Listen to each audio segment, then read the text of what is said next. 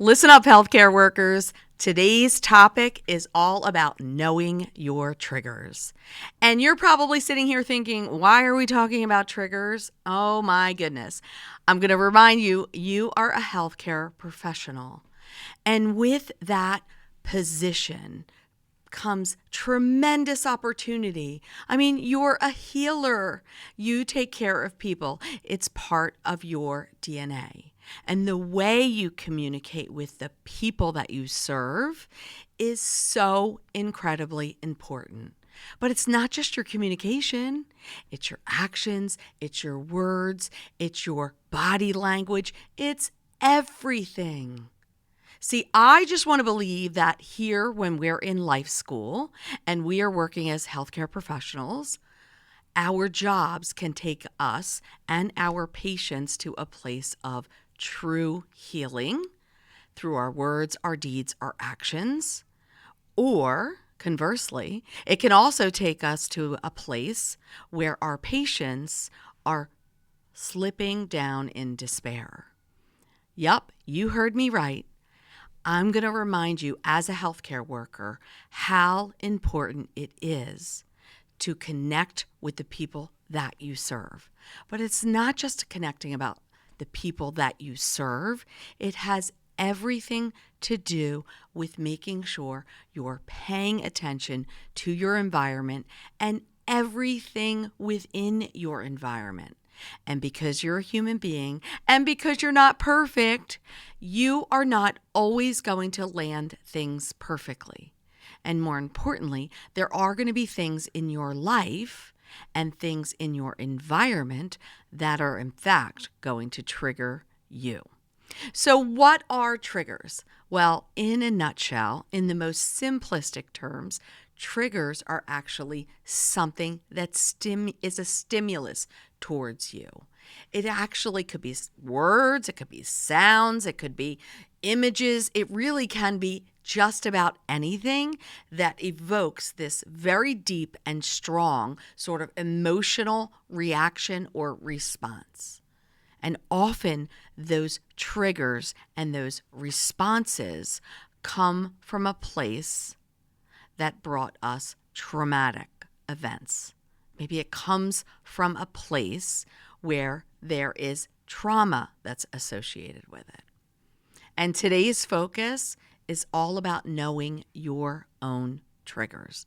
And I see this so many times when I'm educating in the field of healthcare and I'm working with staff and team members on ways that they can help to self-regulate their emotional systems and what's happening around them and really find ways to bring joy and love and peace and healing to the forefront instead.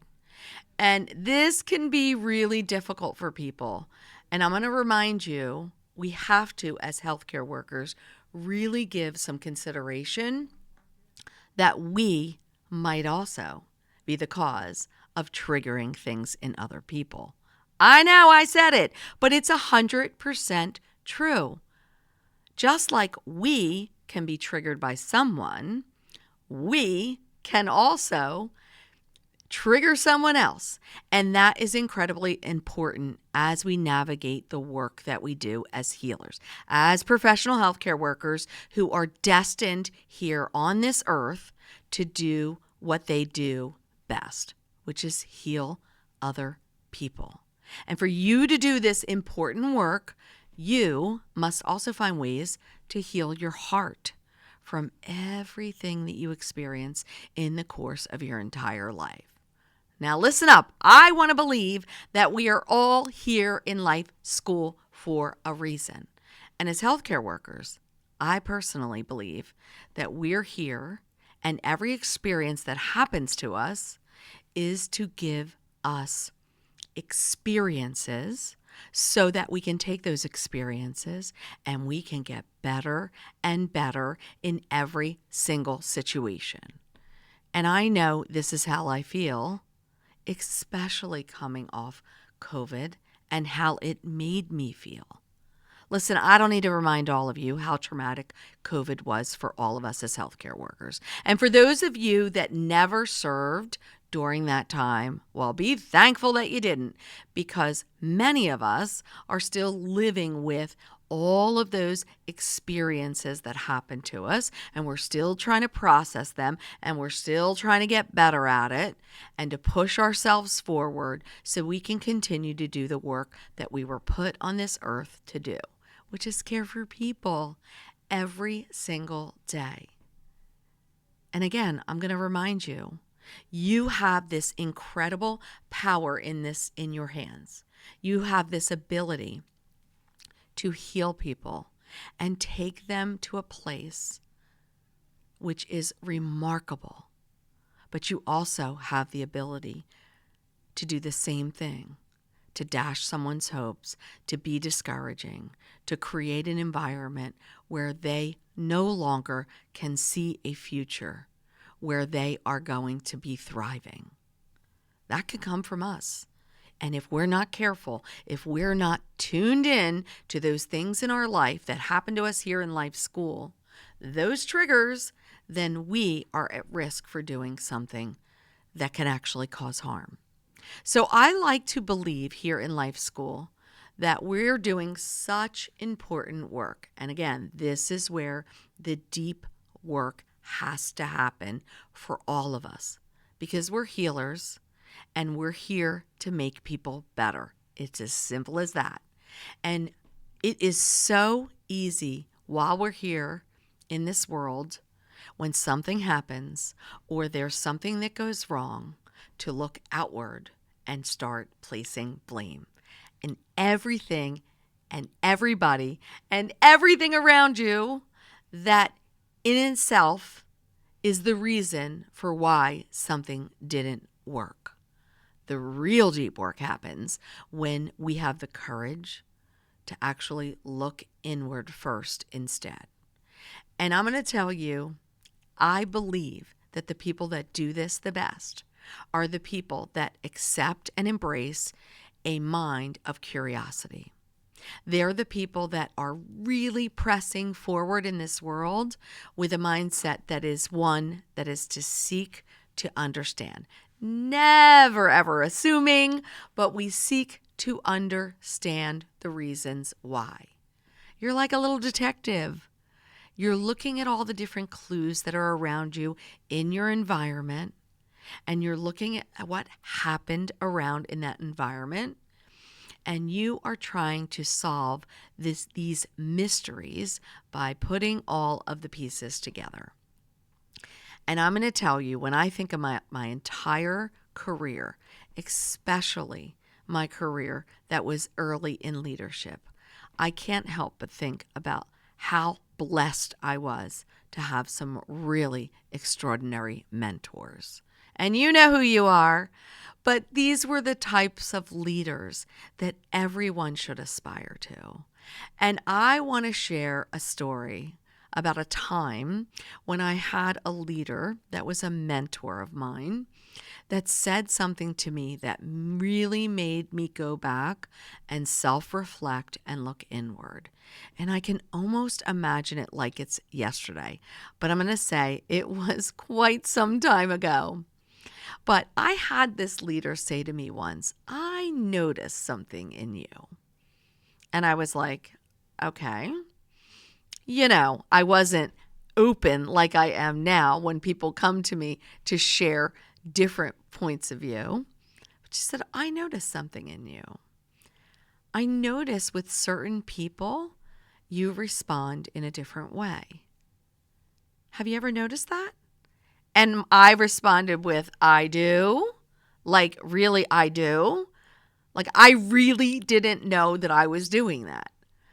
And she said, "Yes." And she started naming the people. And she said to me, "Do you know why?" And honestly, first of all, number one, I didn't even notice that I was doing it. So that's what I love about great mentors, right? They point things out to you and they really challenge you to really look inward and look at yourself in a different way. And for me, it was a conversation where she said, "Yeah, I see you responding differently. And I want you to go home and I really want you to think about it. And I want you to think about why you respond differently in those situations. And I will tell you, the best coaches in the world and the best people that are the best mentors, they're the ones that don't solve and tell you what to do.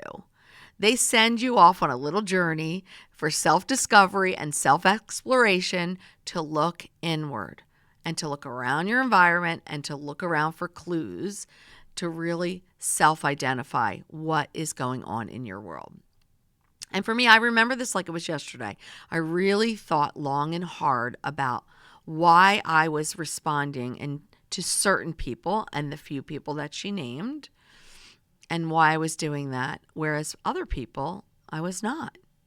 And quite honestly, in my exploration, what I came to realize was those people were triggering me. They were triggering something inside of me. And I'm going to remind you here in life school, this is really where the deep work is. I'm going to tell you that most of what has happened to us, even as adults, even at this point in my life, everything, every experience that happened to me from the point of my childhood all the way through up until now, those are all experiences that happened to me that absolutely impact the way I react and respond to given situations. And those ones from early childhood, those are the ones where they are deeply imprinted into our DNA. I mean, they're like intertwined in our DNA. It's almost as if the way we're responding is like so natural because it's really all we know. And when I think about that time in that conversation and that work that I had to do, it was really a commitment to myself to look inward. And I think about all of those experiences in my life and how it created this environment where, yes, there were very specific things that triggered me. So what did I learn when I self-reflected during that time? Well, I've said this before. I grew up in an environment that was very different than most.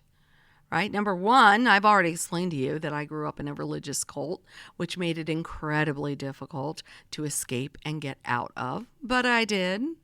And number two, I grew up in an environment where, in my home, the love that I felt really came from a very large sense of my siblings and I coming together. Right? My father had his own business. He was ex-military. He had a way of seeing the way he believed every single one of his children should have been raised. And I'm not going to bash on him because he did an amazing job. He was a great provider, and he really did create 6 wonderful children who all have so much to be proud of. But I also know I didn't respond really well to that environment where people were going to tell me there was only one way to do something. That would be very triggering to me. I remember this like it's yesterday. I remember I must have been around 13 or 14 years old where I started to really question things. And I really started to just understand, because I was interacting with so many different people, that there is often more than one way to solve something or to look at something. And I started to rebel. I mean, it's quite natural, right? I started to speak up. I started to wave my hand and point my finger and say, no, it doesn't have to be that way. And I do remember, in those younger teenage years, my father and I going head to head. Absolutely. There were many moments where we didn't see eye to eye. And it helped me. Those experiences helped me see. It was that mentor that helped me to see that those direct experiences were a result in the way I was responding to certain people. That I wasn't consistently responding the same way, that there were times when I was not responding from a place of love. And I'm going to tell you, in the field of healthcare, everything that we do, all the care that you deliver really, when you think about it, comes from a place of love. You're caring for a total stranger that you know nothing about. That person might not even like you at all.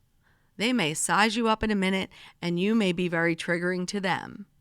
And they may be very vocal about that. And you are still expected to provide that care. And you do it because that is who you are. You are a healer. And so I'm going to remind you, when you're here in life school, a big part of this work is we've got to do better connecting our minds, where our intellect is formed. That is what tells us what's right and wrong, what we should do, right? In healthcare, that's where we learn our evidence-based practices. We're not just winging it, we're learning and growing. Our mind is what tells us what to do. But it must be connected down to our emotional system, which is our heart. I mean, our heart is the seed of all of our emotions. And we've got to get them operating in sync, and the goal being consistency in every single situation. Now, I know what you're thinking. That's completely impossible, because you don't know the people I work with or the people that I provide care with or where I work. Or I'm going to tell you, everything is possible through practice. You can 100% get there, but you've got to first admit that you've got to get there. And when you connect your mind and your heart together, when these two are operating in sync, what happens is something that's beautiful. You no longer become reactionary. You no longer become triggered by things within your environment. And you no longer become a person that triggers other people, and you become a person that's more self-aware of how you're communicating, how you're responding, how you're healing, and how you're growing people. You start leading with ease and grace and optimism, because you start feeling really, really good about the way you're delivering care. You feel fabulous. And I'm going to tell you, like hundreds and hundreds of experiences in my life, I believe that all of this connection of our mind and our hearts together, and how we do that, we learn that through our experiences. And for me, I learned it in probably the two areas of nursing where I saw it the most: oncology and working in the ER. Absolutely, 100%. Right. When I worked in the field of oncology, a big part of my role was really to make sure that I was connected to the power of presence, and really understanding firsthand how important presence can be for someone that's going through probably the biggest challenge of their life. And bringing with that optimism and hope and encouragement, but sometimes just allowing that beautiful space to happen where you can engage in a conversation and reassure somebody of all of their fears. And I think that is so incredibly powerful. And to all my oncology nurses out there, I don't do it anymore, but kudos to you, the ones that really have achieved mastery with this skill set.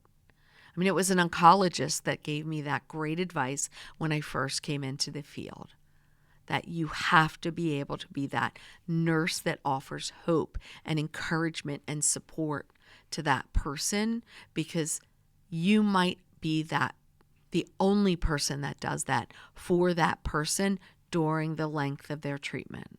And you might be the only person that actually makes that person feel like they can achieve the impossible. And when I worked in the ER, well, you know that's just nothing but chaos. I mean, talk about unpredictability. I mean, that was something that I really wanted to challenge myself to do, because A, I loved the idea of it, but B, more importantly, I wondered if I could do it. I had achieved mastery in so many different aspects of my nursing career, and I wanted to challenge myself to see, is this something that I could do?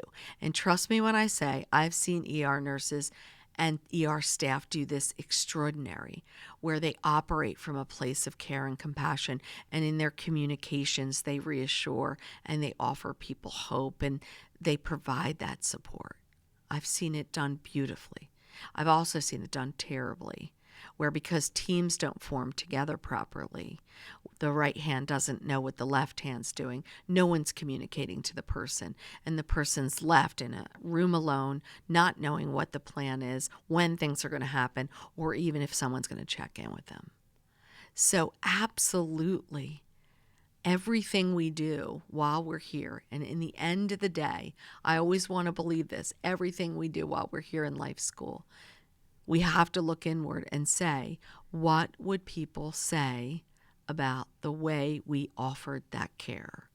Would they say that that person or that you were that type of person that was constantly moving yourself forward to get better and better, even under extreme situations? Or would they say that you were just that type of person that was going through the motions, right? Or you were that type of person that refused to do anything differently? I mean, part of our job here in healthcare, if we really want to impact the way others receive healing and become healthy and well, is really looking inward at ourselves, at the way we respond to pain and suffering, the way we respond to situations in the environment that may in fact trigger us. And you want to be that healthcare worker that constantly works on your skills in different types of situations to achieve mastery so that you can be as calm as a cucumber. And when I say that term, calm as a cucumber, I thought about that a while back because I've used that term before, and I actually had to throw it into ChatGPT because I was like, what does that expression mean? Like, when I really started to think about it, I thought, what does it even mean? And what I learned is that, cucumbers as a vegetable are very unique.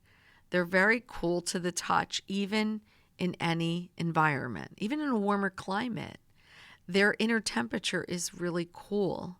And that is why people are referred to in that setting to be as cool as a cucumber, is because no matter what's happening around you, it doesn't permeate through to you. It doesn't trigger you to have an emotional response. Instead, what you do is you come from a very consistent place of providing compassionate, caring response and words and actions, and through your tone and your body language. It's really everything. That's going to come by doing that deep work. But I'm going to take it one step further, because when I think about that care that we deliver, again, I'm going to tell you, look at the world we live in now currently, and look at how people respond to pain and suffering. Most people are not responding from that place of love. They're not emanating love and allowing it to permeate out of their body. Instead, they're allowing all other emotions that are probably something that's very triggering to the person to come out instead. And I'm going to tell you, if you want to be the best version of you in life school, it really is about learning these important skills and figuring out how you can be the best version of you. And when I think about this topic of love, because I truly believe this is our secret weapon in healthcare, and for love to be given in pretty much every situation, it's going to take all of us learning new ways of interacting with people and interacting with ourselves, and how things may trigger us or how things may trigger other people. It's really going to take a lot of work to get there, but I'm 100% confident that we can do it because love is the most beautiful expression of care. For me, I want you to imagine that the people that you provide care to, it is a very high likelihood that many people that either you provide care to or you yourself personally have not really truly experienced the power of love, how it can make you feel. And I know for sure love is the secret to everything. So I love this book by Robert Holden. I actually dug it out this week when I was doing some education because it's filled with really beautiful poems and experiences and reflections and really looking at, how do we find love everywhere? And I love this book. I love so much about this book. And I'm just going to highlight a few things in Robert's early work in the book because I think it's important when we think about ourselves as healers. So on page 3 of the book, Robert has sort of this beautiful introduction where he starts to really talk about the work that he had to do personally to really get to this place where he was always operating from a place of love. And I absolutely love this work. He says on page 3, over time, my studies helped me to expand my views. Love wasn't just about romance, girlfriends, or sex. I realized that love is the whole point of everything. Love is the heart of physics. It's the chief science, the artist's muse, the only real religion, the one great medicine, and the holy purpose of everyone's life. Instead of searching for love, I decided to become the most loving person I could be. That is how I eventually found love. And I love that. And right below it is a little short poem that says what we look for first. And he says, love is the first thing we look for. In our mother's eyes, in the smile of a stranger, in the shape of clouds, in a new landscape. And I think about how beautiful that is. Like, really, honestly, if we just do our part and we slow down our pace enough, we can really begin to start seeing things from a different perspective.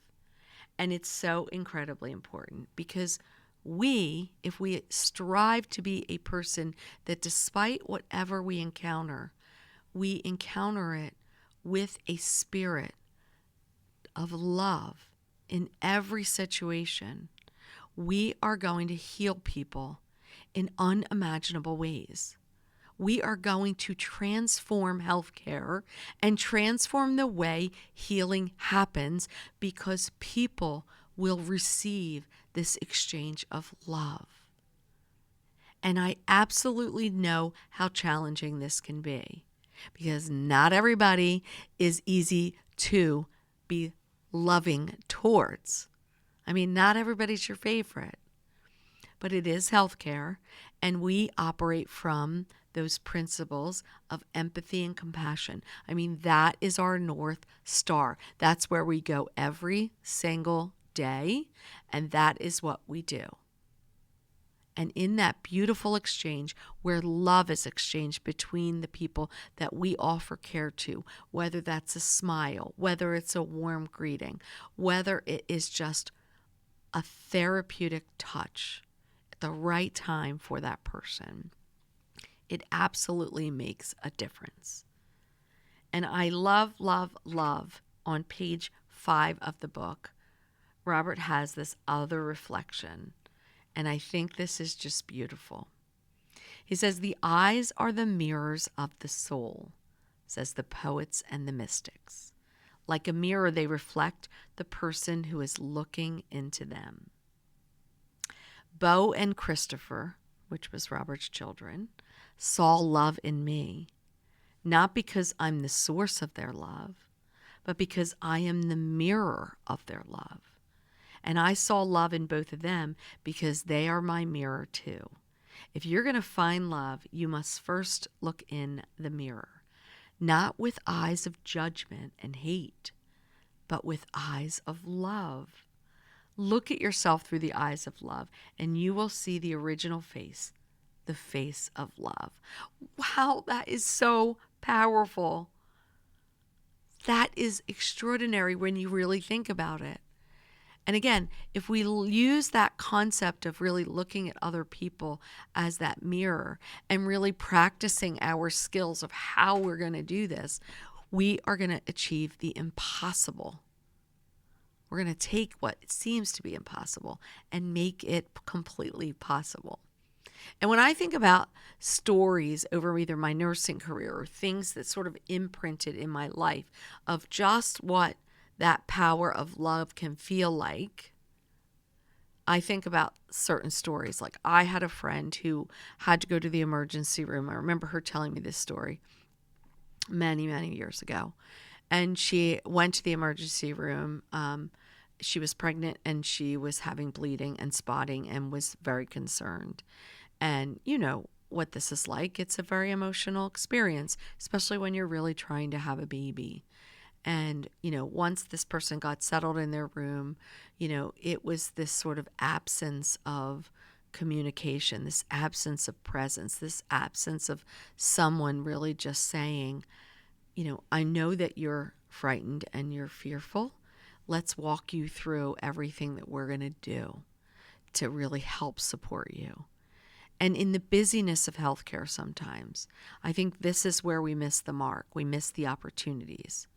And when I think about my entire nursing career, like all of those years I worked as a nurse, while I worked a full-time job and while I worked in leadership and while I traveled around the country and while I worked as a consultant, I still filled in all those per diem shifts on the weekends and did Baylor programs.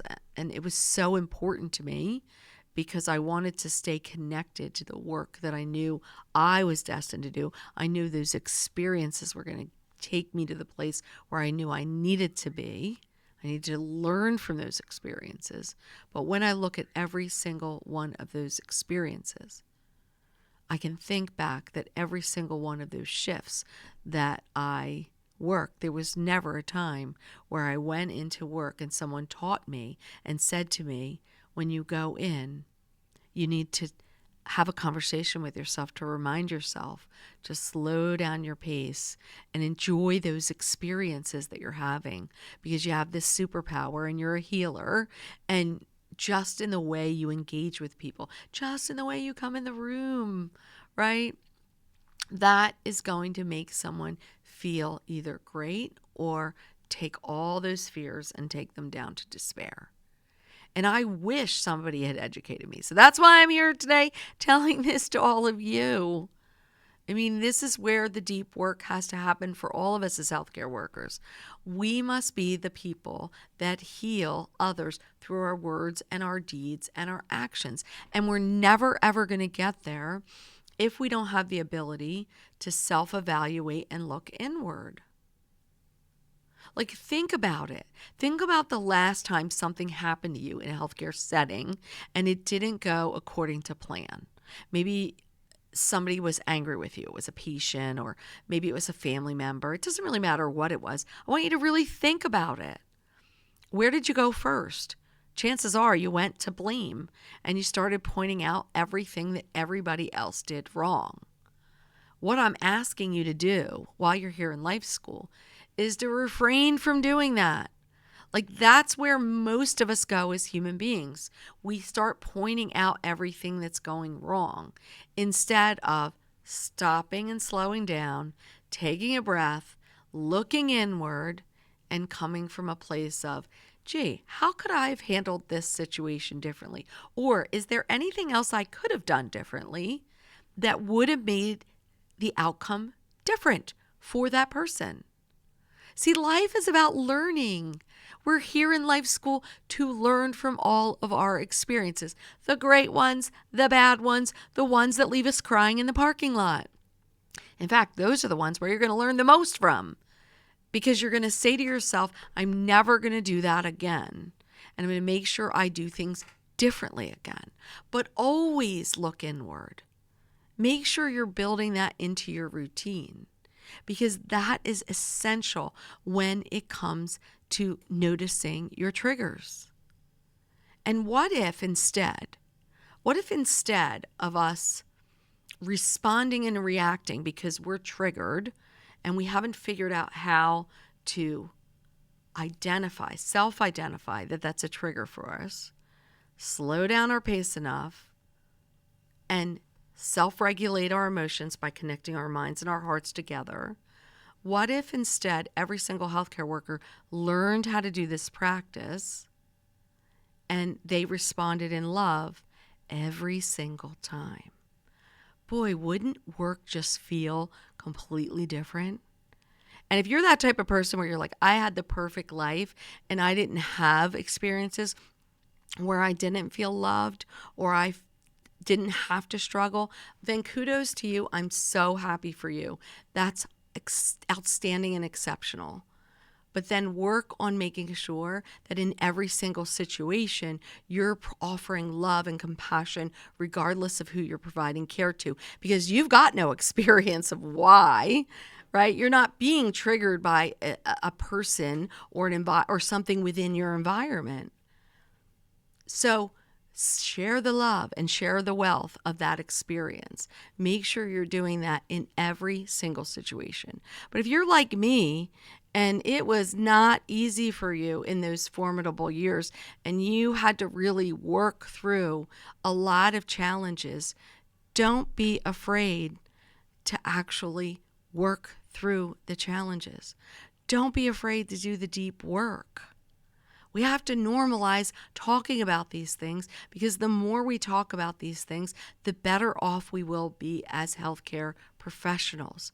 The more equipped we will be in managing extremely complex situations. You know why? Because we will be managing and self-regulating our emotions with our intellect at the same time. And if you don't think that that's possible, it is 100% possible. Listen, there are hundreds of times when I'm doing education with people, this topic comes up and we talk about triggers and how to do it. Usually I'm educating on making sure you're identifying those triggers or things that are triggering for your patients, and you're offering that trauma-informed care approach where you're noticing and making sure those triggers are not resurfacing in the environment of that patient, because you do not want that person to re-experience trauma. Usually that's where that comes from, but oftentimes I'll self-relate it back to, like, listen, unless you kind of grew up in an environment where you never had to worry about anything and everything was handed to you, and boy, everything was easy and full of lots of different experiences, you probably have triggers and things you're going to have to work through. And don't be embarrassed about it. Own it and self-identify it. So how do you do it? How do you notice that you have your triggers? If I go back to my original story of that great mentor that had that conversation with me, and she told me to self-reflect and think about it, and that's what I did, right? And I didn't include that in a conversation, but in subsequent one-on-ones with her, I would often talk about it with her. And I would say, like, how do you break it, or how do you do it, right? And there was some absolute great advice that she had offered me, right? Number one is, first you have to notice that you're doing it, right? So you have to pay attention and become an expert noticer of yourself in certain situations, and always be thinking, do I have this tendency to go there, right? That's number one. Number two, like, pair up with a friend, like a trusted workmate. And my BFF at the time, my great work friend, Jen, she was always one of my best confidants. I could sort of connect with her and say, hey, I'm working on this. If you see me doing it, can you, like, kick me under the table, or like just tap me on the knee, or whatever it is, but just point it out to me so that I know it. But she also was really great at suggesting things like, putting visual reminders on books when I would come into the meeting, or on my computer, or whatever it was, so that I would, before I would go into settings, in group settings with people with all different types of personalities, I would be self-aware that there was this possibility that this could surface. And see, that's really where it comes from when we're in healthcare, is You cannot predict what's going to happen to you in any given time. Healthcare is unpredictable by nature. That's why we have to learn and teach how to be adaptable and flexible in any kind of environment. And that's going to come from extraordinary leaders teaching it, but it's also going to come from team members coming together and working through those difficult times together as one. I mean, that's what terrifies me the most about healthcare is during COVID and during those experiences, my personal belief that most of us had to learn overnight how to recoil in and away from people. I mean, we were all keeping our distance from one another, donning and doffing in our PPEs. And overnight, we went from being able to physically touch and have therapeutic touch to people to being like recoiling back and trying to stay really far away. And I feel as if when healthcare, we haven't normalized back to like, let's come back to making sure we're working together as teams. That is so, so, so important. And so if you're working in that environment where you recognize like nobody else is doing it and nobody else is looking at their triggers or nobody, well, then share this podcast with somebody and invite them to listen in and say, I learned this thing and I think we all should learn it because that's incredibly important. But more importantly, don't worry about other people. That was the best advice that mentor ever gave me too. You worry about you. Like, you can't spend your whole life worrying about everybody else. When you're here in life school, you got to worry about you. You got to make sure you're the best version of you. That every single experience that happens to you, you have to trust and believe that it's happening to you because you need that experience. You need to learn something from that experience about yourself and about the way you interact with human beings. Why? Because you care for people. That is your superpower. That is what you are born to do on this earth. And if you're going to stay in the field and you're going to be the best version of who you are in the field, then it's going to mean you self-reflecting and looking inward and becoming the best healthcare worker that this world can see. And trust me when I say, when you do this deep work, when you look at those things that are triggering to you, and when you learn how to slow down your pace, when you start seeing yourself falling into that trap, and for me, you will always hear me educate and tell you 3 deep breaths. Now, you don't have to act crazy when you're doing it and take these gigantic deep breaths in front of people.